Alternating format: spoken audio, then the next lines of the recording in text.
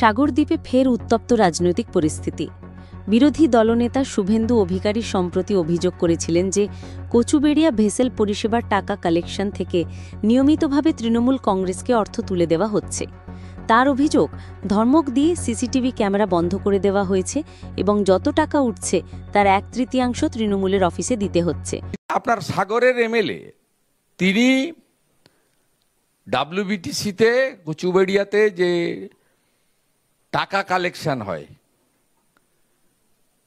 কদিন ধরে ট্রান্সপোর্ট ডিপার্টমেন্টের লোকেরা ওখানে টাকা লিকেজ বন্ধ করে দিয়েছিল, সিসিটিভি ক্যামেরা সব লাগিয়ে গিয়ে সঙ্গে সঙ্গে ধমক এসেছে, সিসিটিভি বন্ধ হয়েছে এবং বলেছে যত টাকা উঠবে তার 1/3 সাগরে টিএমসির অফিসে পৌঁছে দিতে হবে।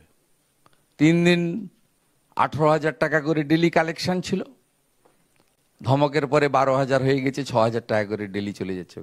বিরোধী দলনেতা সরাসরি সুন্দরবন উন্নয়ন মন্ত্রী বঙ্কিমচন্দ্র হাজরার নাম উল্লেখ করে বলেন, এই গোটা দুর্নীতির পিছনে তিনি দায়ী।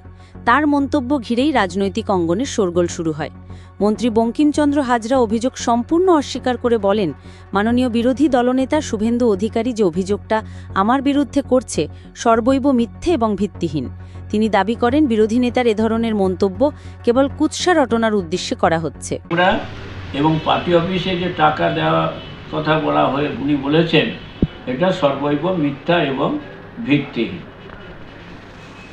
আজকের আমরা বিভিন্ন গণমাধ্যমে দেখতে পাচ্ছি যে পশ্চিমবঙ্গের বিরোধী দলনেতা গদ্দার শুভেন্দু অধিকারী যে মূর্খের স্বর্গে বাস করছে, তাই আমাদের সম্মানীয় বিধায়ক, আমাদের সদ্য সুন্দরবন দপ্তরের মন্ত্রী বঙ্কিমচন্দ্র হাজরার নামে মিথ্যা কুৎসা অপপ্রচার করে বলছে এখান থেকে নাকি 1/3% টাকা ভূতল ডিপার্টমেন্ট, যেটা কচুবেড়িয়ায় আছে, 1/3% টাকা অর্থাৎ 6,000 টাকা করে পার ডে নাকি তৃণমূলের অফিসে জমা পড়ে এবং এই টাকা চুরির জন্য নাকি এখানে সিসিটিভি বন্ধ করে দেওয়া হয়েছে।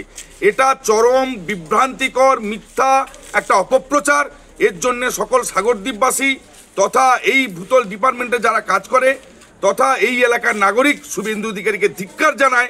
একটা দায়িত্বশীল ভারতবর্ষের পশ্চিমবঙ্গের নাগরিক হিসাবে আমাদের শ্রদ্ধেয় মন্ত্রী যে সততার প্রতীক আমাদের বঙ্কিমবাবুর নামে এই মিথ্যা কুৎসা অপপ্রচার তৈরি করে যেভাবে বিভ্রান্তি তৈরি করছে, আগামী দিনে আমরা এর বিরুদ্ধে উনি যদি নিঃশর্ত ক্ষমা না চান, আমরা এর জন্যে মানহানির মামলা করব এবং আরও বৃহত্তর আন্দোলনে আমরা নামবো। আমরা শুভেন্দু অধিকারীকে 24 ঘন্টার চ্যালেঞ্জ দিলাম, যেন তিনি নিঃশর্ত ক্ষমা চান বঙ্কিমবাবুর মতো লোকের বিরুদ্ধে মিথ্যা কুৎসা অপপ্রচার করা।